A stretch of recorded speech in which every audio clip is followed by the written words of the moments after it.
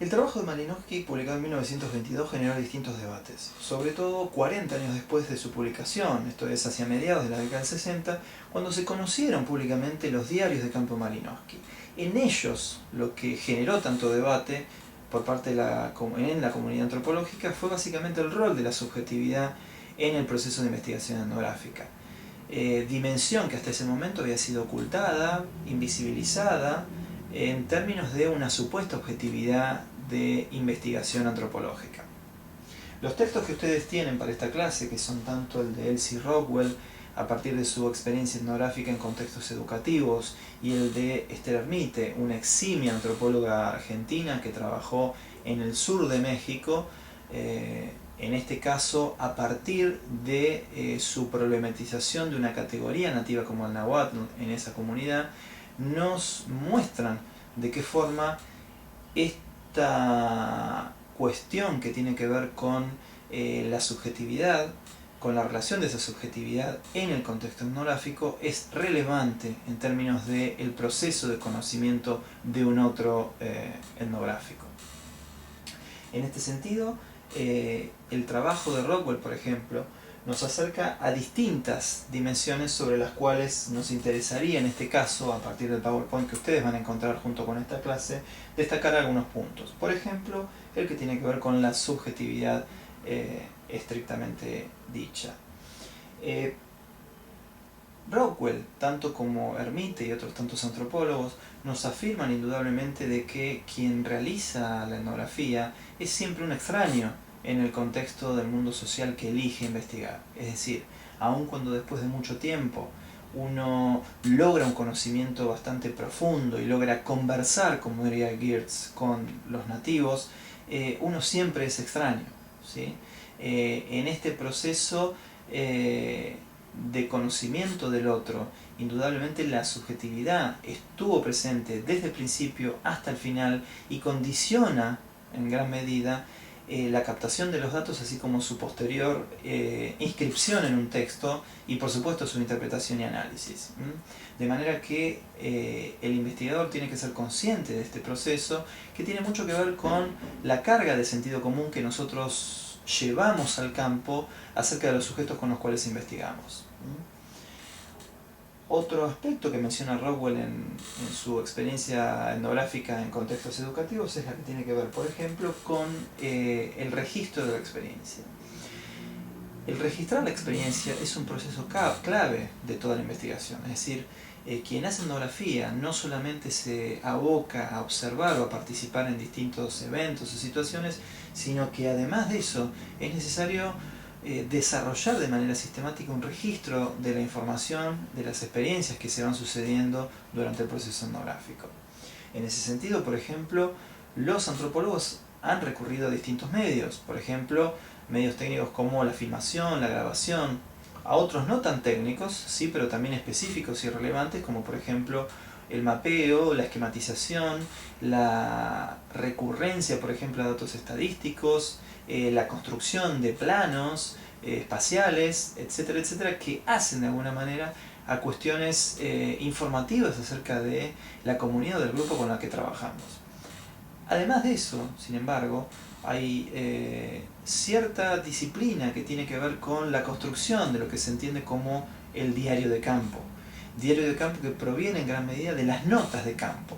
Las notas de campo, por lo general, son notas que el etnógrafo o la etnógrafa van construyendo, van inscribiendo de alguna manera en su propia libreta de campo en el curso de su experiencia, ¿sí? Distintos datos, sucesos, nombres de personas, números de teléfonos, situaciones,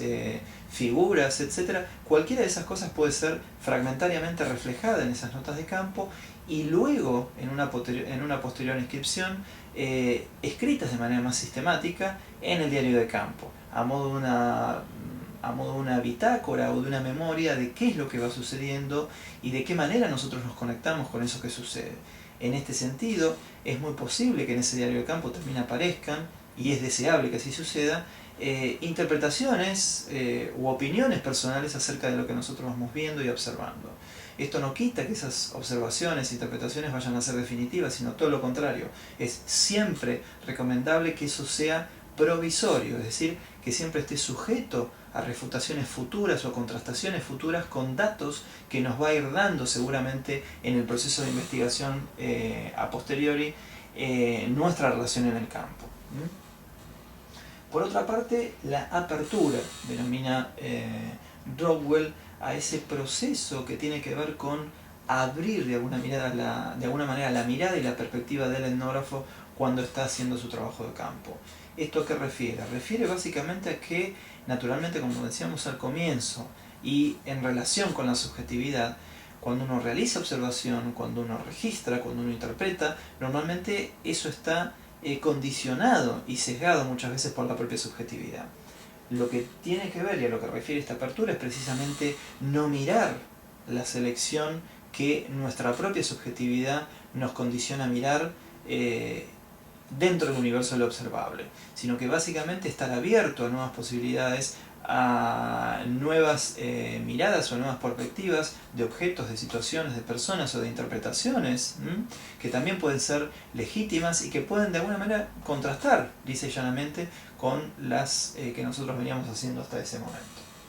Por otro lado, los diálogos. Los diálogos son parte constitutiva del proceso de interacción con los sujetos que nosotros trabajamos en el contexto etnográfico. Esto quiere decir que gran parte de nuestro conocimiento proviene de encuentros dialógicos con estos sujetos. Encuentros que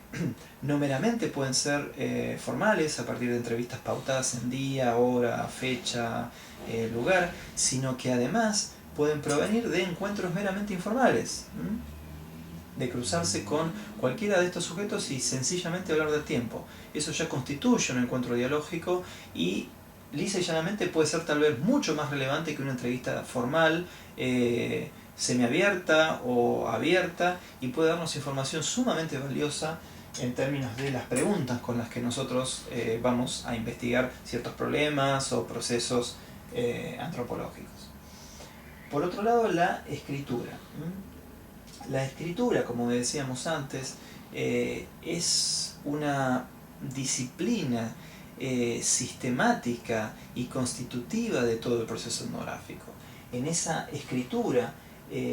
nosotros estamos permanentemente inscriptos, así como lo están los sujetos que nosotros investigamos o con los cuales trabajamos, y esa escritura se construye de manera progresiva tanto a partir de las notas como a partir del diario de campo. Es un proceso, no es un objeto terminado, material y acabado, sino que es siempre un proceso, es siempre una dialéctica que tiene que ver con visitas al campo, con nuevas observaciones, con nuevas problematizaciones, con nuevas visiones y perspectivas, y por lo tanto con nuevas escrituras y nuevas inscripciones de esos mismos procesos. Finalmente, la relación entre la descripción y la interpretación. Una tensión que en realidad proviene del hecho de que describir es ya interpretar. Es decir, no hay una etapa de descripción y una etapa de interpretación supuestamente posterior, sino que por el contrario, por el mismo hecho de describir, uno ya está seleccionando y está generando una carga de sentido orientado en cierta dirección y por lo tanto ya está interpretando. De manera que el investigador, investigadora, tiene que ser totalmente conscientes de este proceso o de esta tensión entre describir e interpretar o analizar, con el objeto de no ser susceptible a ciertas confusiones en torno a distinciones ficticias entre uno y otro. Como corolario entonces de los dos textos que tenían para esta clase, uno puede decir de que en realidad, partiendo de un sistema de preguntas iniciales acerca de una problemática que uno decide investigar, y a partir de una selección de unidad de análisis y un referente empírico específico, se podría decir de que en realidad durante el trayecto de investigación, en la medida en que uno conoce más a la gente con la que trabaja, frecuenta más sus medios sociales, logra una mayor interacción, un mayor conocimiento de conjunto de esta comunidad, se va logrando una familiarización progresiva, ¿sí?, con estos sujetos y con ese mundo social que conducen a una focalización también progresiva y más aguda, más delimitada, más acotada acerca del problema original. Esto, naturalmente, nos va a permitir construir conceptos mucho más precisos y, sobre todo, relaciones conceptuales mucho más precisas. De alguna manera, el diálogo con la teoría y, por lo tanto, con los conceptos, es un diálogo que, desde el inicio hasta el final,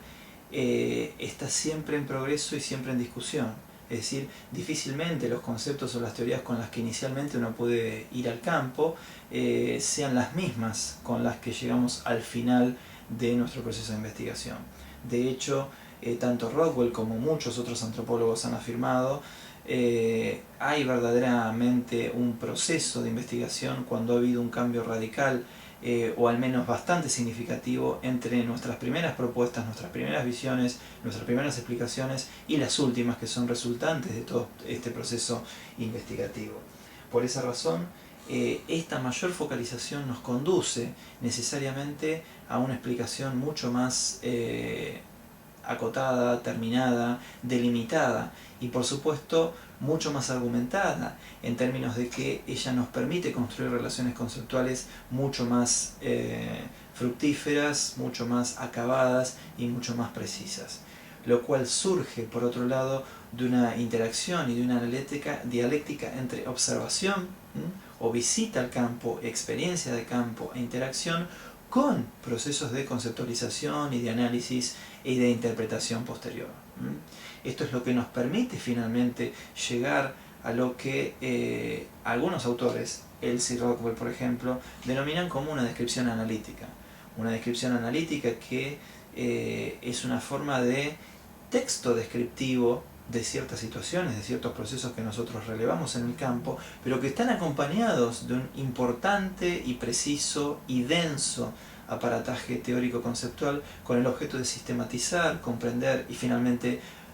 proponer una explicación general, etnográfica, antropológica acerca de los procesos iniciales que nos dieron lugar a las preguntas que nos llevaron al campo. En próximos encuentros vamos a volver sobre este aspecto y sobre dimensiones que tienen que ver más específicamente con esta dinámica de observar, de captar la experiencia y finalmente de inscribirla en textos que sean analíticamente coherentes y explicativos.